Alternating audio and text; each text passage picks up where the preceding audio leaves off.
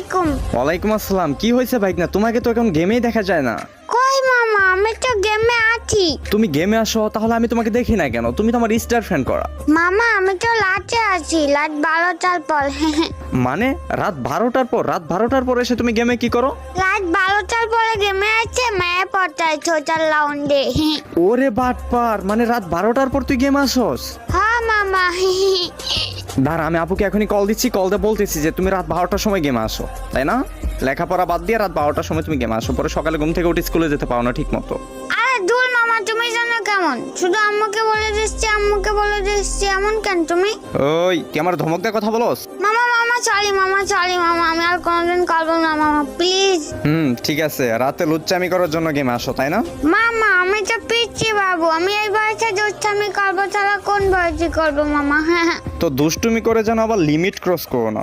আচ্ছা মামা।